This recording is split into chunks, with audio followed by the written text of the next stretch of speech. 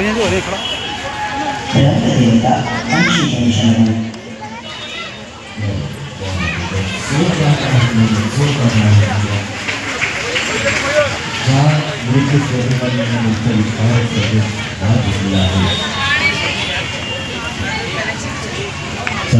श्री कदम यांच्याकडून या नृत्य विस्तारासाठी 500 रुपयांचं पारितोषिक आलेलं आहे. जोरदार करण्यात त्यांच्यासाठी निवडत मी कलाकारांना विनंती करतो त्यांनी त्यांचं पारितोषिक स्वीकारायचं. धन्यवाद. अप्रतिम. आणि या सर्व नृत्य कलाकारांचं कौतुक करावं तितकं कमी आहे, कारण इतक्या कमी वेळात इतके सुंदर नृत्याविष्कार जे आणि खऱ्या अर्थानं महाराष्ट्राची मराठमोळी अनोखी विविधतेने नटलेली परंपरा आज तुमच्या समोर त्यांच्या नृत्याविष्कारापासून पोहोचत आहे. तर जोरदार टाळ्या आजच्या सर्व नृत्य कलाकारांसाठी होत आहे. आणि पुन्हा एकदा या मराठमोळ्या महानृत्य कलाविष्काराकडे आपण वळत आहोत. मंगेश गांगुर्डे यांच्या संकल्पनेतून आणि निर्मितीतून साकारलेला मराठमोळा महाकला नृत्यविष्कार वारसा मराठी संस्कृतीचा हा कार्यक्रम आपण पाहत आहात.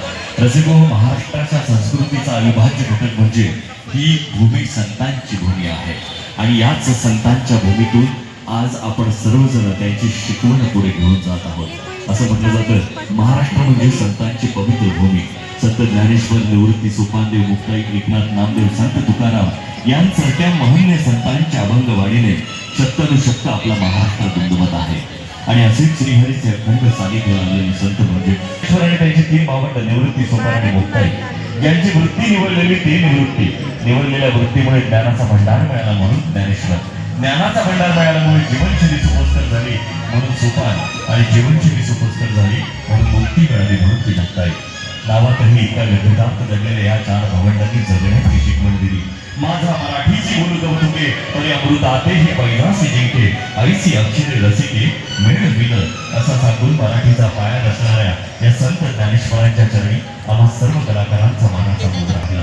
याच संत महंतांचे आशीर्वाद घेऊन आपला बळीराजा, जो खऱ्या अर्थाने या महाराष्ट्राची संस्कृती दर्शवतो, तो निघतो आपल्या कर्मयोगाकडे. आणि हाच कर्मयोग अर्थातच या काळ्या मातीला, काळ्या आईला हिरवं पांघरून लिवण्याचा हा कर्मयोग. आणि याच कर्मयोगातून आपल्या महाराष्ट्राची संस्कृती अगदी वेगळ्या पद्धतीने आपल्या प्रत्येकाच्या हृदयापर्यंत पोहोचली. आणि हीच महाराष्ट्राची संस्कृती हीच महाराष्ट्राची संस्कृती अर्थातच आपल्या बळीराजाची संस्कृती. पण आज आपण सर्वजण